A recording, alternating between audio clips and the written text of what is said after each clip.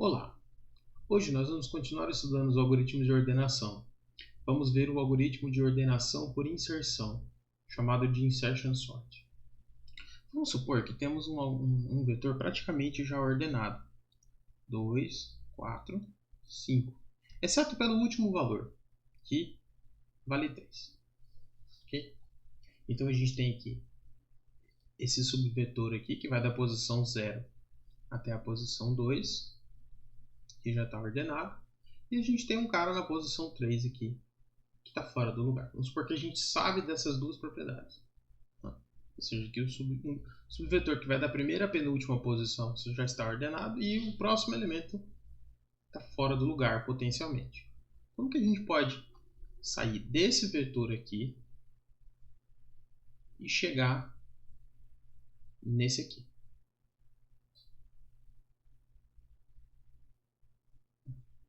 Como que a gente pode, então, fazer isso?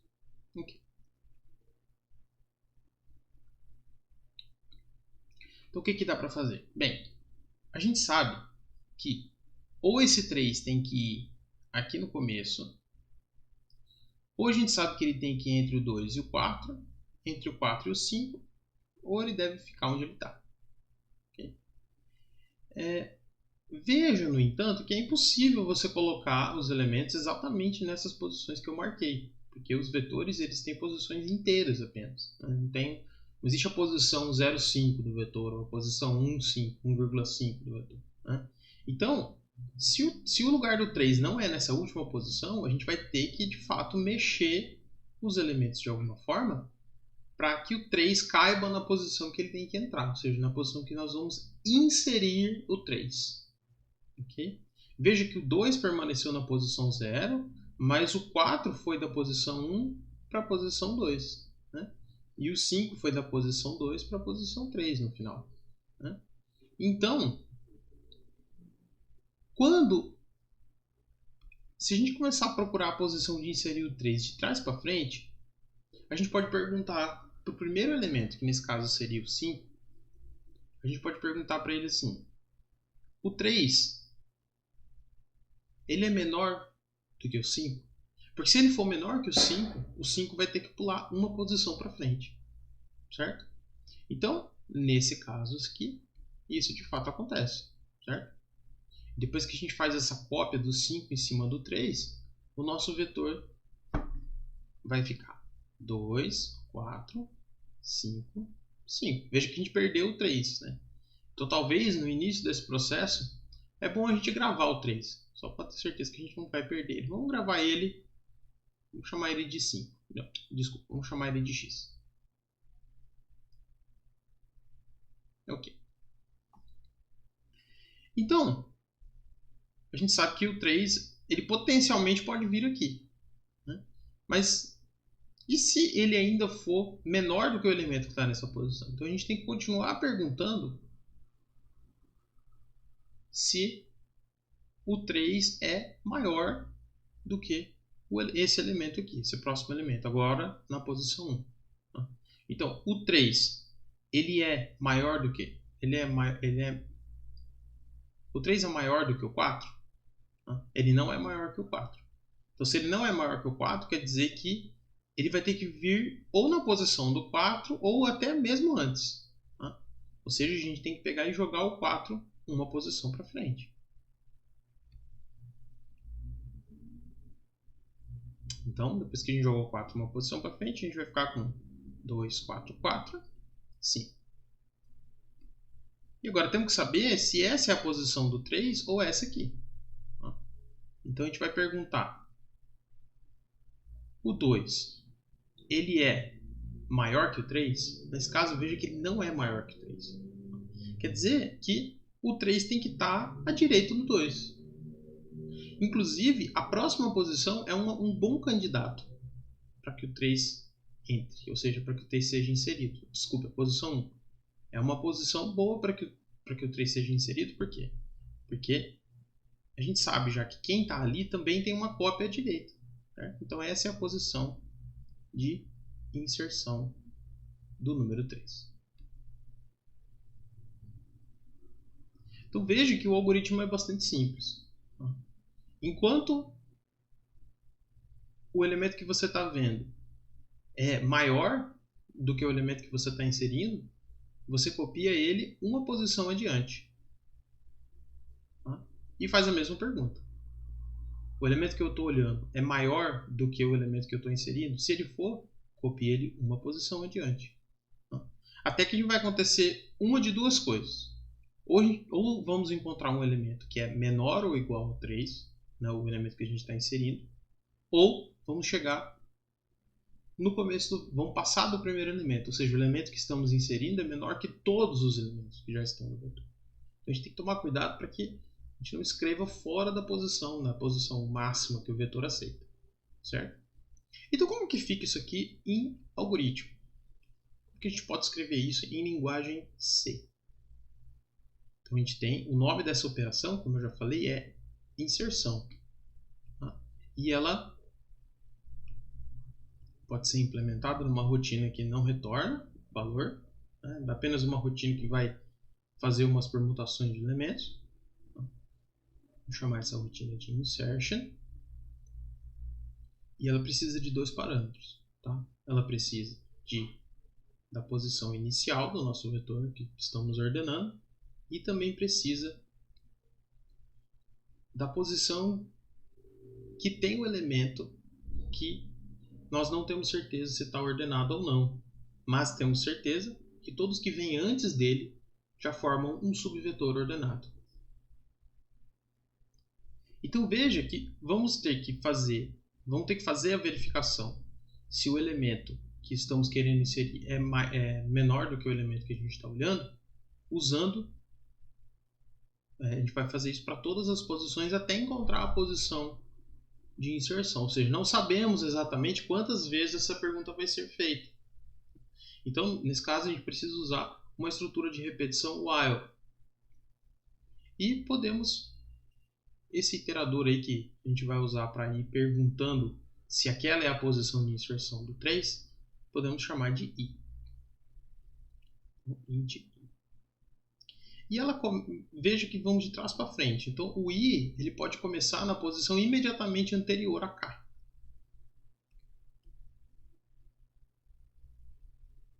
Além disso, também sabemos que se o elemento que a gente já inserir não for o maior de todos, ele vai ser sobrescrito pelo elemento que é maior que ele, até encontrar a posição de inserção. Então temos que guardar o elemento que está na posição k, para que a gente não perca ele. Então vamos criar uma variável x para esse propósito.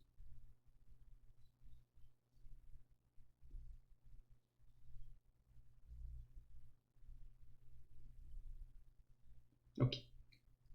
Então, agora, sabemos que,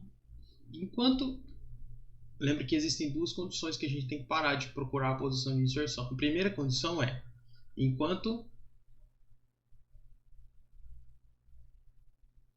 o i for maior que zero, ou seja, não podemos avaliar valores que estão antes do começo do vetor, enquanto o i for maior que zero, e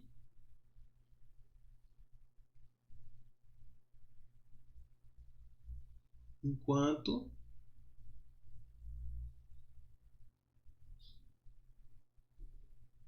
v na posição i for maior do que x, o que temos que fazer? Temos que copiar o elemento da posição i para a posição i mais 1. Veja que copiamos o 5 para a próxima posição, certo? Então, v na posição i mais 1 recebe v na posição i. E temos que avaliar, então, o elemento anterior, i menos menos. Então, veja que isso vai continuar repetindo até encontrar a posição de inserção do elemento x no vetor que vai da posição 0 até a posição k-1. Então, uma vez que a gente chegar nisso, a gente sabe que a posição de inserção é a posição imediatamente após a posição de falha dessas duas condições, de uma dessas duas condições, melhor dizendo. Então, V na posição I mais 1 recebe X. Esse é o algoritmo de inserção. Veja que essa inserção ela ocorre em um vetor V, no qual sabemos que o subvetor que vai da posição 0 até a posição k-1 é um vetor já ordenado e queremos inserir o elemento k de forma que após essa operação de inserção, o vetor entre a posição 0 e a posição k, inclusive, estejam em ordem crescente. Aí você pode me perguntar, professor, como que a gente pode usar esse algoritmo de inserção que você acabou de mostrar para ordenar o vetor todo? Porque, veja, você está assumindo que só o último elemento do vetor está no lugar errado. E como que eu vou usar isso para ordenar um vetor que eu não sei nada sobre os elementos? Bem, a gente pode pensar o seguinte. A gente pode pensar que, na verdade, vamos pegar um vetor um pouquinho mais bagunçado que aquele do começo. Vamos pegar um vetor assim, ó. 4, 6, 0, 3, 5, por exemplo. Tá? Então, professor, ó, não tem como eu garantir que o meu vetor, toda vez que eu receber um vetor para ordenar com insertion sort, não tem como eu garantir que todos os elementos vão estar ordenados, exceto pelo último. É verdade, não tem como você fazer isso, mas tem como você construir iterativamente um vetor assim, tá? Usando exatamente a operação de inserção. Então, vamos supor, por exemplo, que... a gente sabe que, inicialmente, independente do vetor que a gente tem, se a gente considerar só o primeiro elemento como um subvetor, ele vai ser um subvetor unitário. Se ele é unitário, então ele é, por definição, já é ordenado, porque não tem como ele não estar ordenado. Tá? Então, na verdade, a gente sabe que o primeiro cara, no início, a gente sabe que ele está ordenado, é um subvetor ordenado, e realmente não tem como a gente dizer nada sobre os elementos que estão depois, certo? Mas veja que podemos considerar apenas o subvetor que começa da posição 0 e vai até a posição 1. Né? Sabendo que todos os elementos estão ordenados da posição 0 até a posição 1 menos 1, ou seja, só o primeiro elemento já está ordenado, a gente consegue inserir o elemento que está na primeira posição do subvetor que a gente sabe que não está ordenado. A gente tem um algoritmo para fazer isso? Para organizar? A gente tem. É exatamente o algoritmo da inserção que nós acabamos de ver. Então veja que se rodarmos o algoritmo de inserção que a gente acabou de criar ali em cima, né? Se a gente criar uma inserção passando o vetor V e a posição 1, a gente não sabe que depois do algoritmo de inserção nós vamos ter todo mundo da posição 0 até a posição 1 já ordenados, certo? Então, olha que legal. A gente vai ter, nesse caso aqui não muda nada, né? Vai ficar 4, 6, 0, 3, 5. Né? E agora a gente sabe, então, que esse subvetor está ordenado. E, novamente, a gente não sabe muita coisa desse outro vetor aqui. Mas a gente sabe que a gente tem um algoritmo que insere esse elemento aqui nesse subvetor ordenado, criando então um vetor ordenado com uma posição. Na verdade, um subvetor ordenado com uma posição a mais e diminuindo iterativamente o subvetor que não está ordenado. Então, depois de fazer insertion aqui, agora na posição 2, certo? Veja que essa barrinha aqui está mostrando para a gente a posição que é o limite do vetor ordenado. Né? Então, se a gente fizer o insertion até a posição 2, então nós vamos ter, usando o algoritmo de inserção que a gente acabou de ver ali em cima, o vetor 0, 4, 6.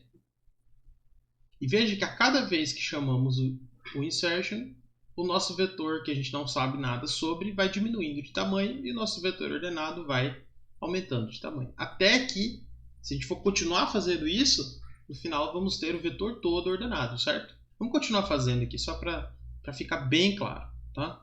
Então, 04635.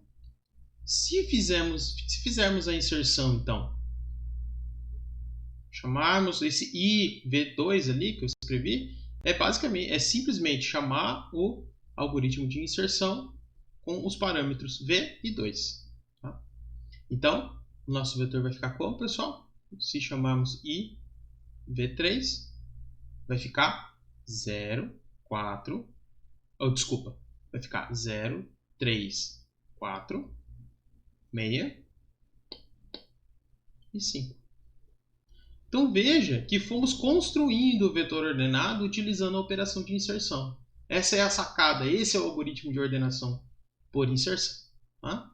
Então, por fim, vamos executar aqui uma última inserção.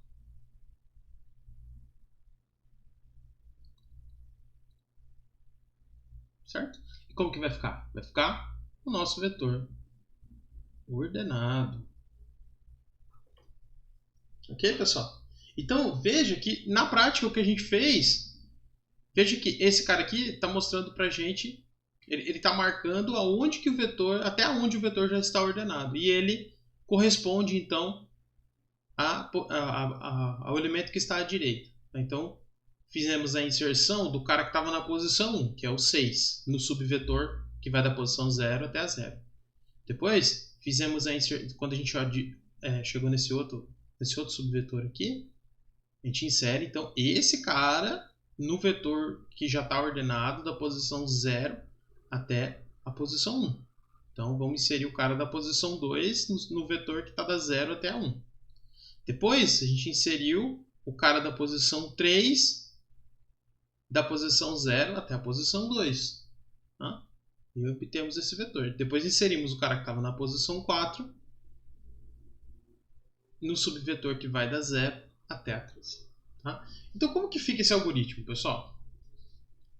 Bem, novamente, é uma rotina de ordenação, então nós não precisamos retornar nenhum valor. Certo? E quais são os parâmetros, então?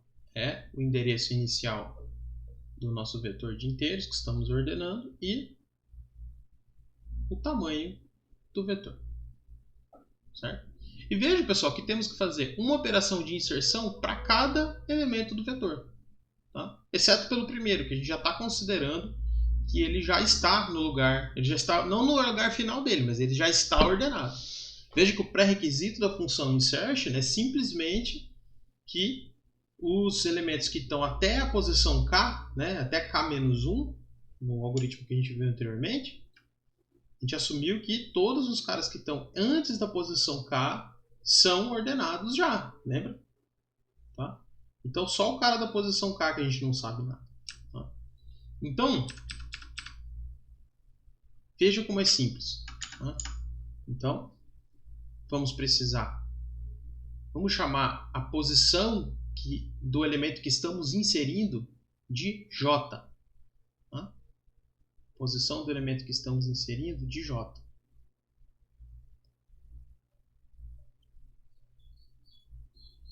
Então, vamos declarar o J aqui, é um inteiro.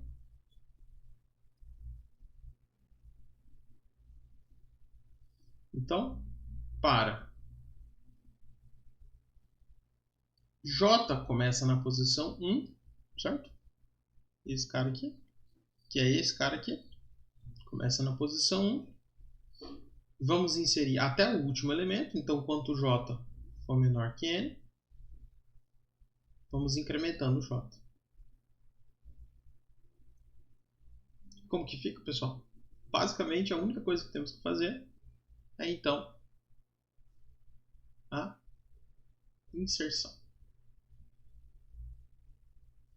No vetor V,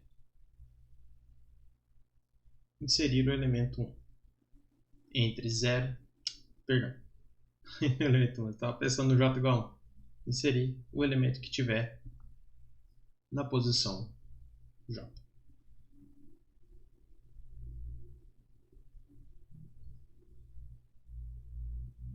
Veja então que esse é o algoritmo de ordenação por inserção. Esse algoritmo ele é mais eficiente na média do que o algoritmo de ordenação pelo método da bolha e o algoritmo de ordenação por seleção, que vimos anteriormente. Esse algoritmo ele é legal porque se o vetor tiver apenas com alguns elementos fora do lugar, ele é bastante eficiente. Tá? A gente fala que ele tem um custo linear para dar aquela ajeitada final no vetor. E ele também é mais eficiente para vetores pequenos do que até algoritmos mais sofisticados, como o algoritmo de ordenação por intercalação, o algoritmo de ordenação rápida. Tá? Claro, só para vetores menores. Por quê? Porque ele é tão eficiente para pequenas entradas. Ok, pessoal? Nós vamos ver isso com mais calma depois, em um outro momento. Mas esse é realmente, vamos dizer que é o primeiro algoritmo de ordenação que tem uma utilidade prática no mundo real. Tá? Nós vamos estudar também como que ele pode servir para complementar outros algoritmos, como o algoritmo de ordenação rápida e outros algoritmos mais famosos. Tá? Então, pessoal, por hoje é só. Se vocês tiverem qualquer dúvida, pode me procurar. Tá? Bons estudos a todos.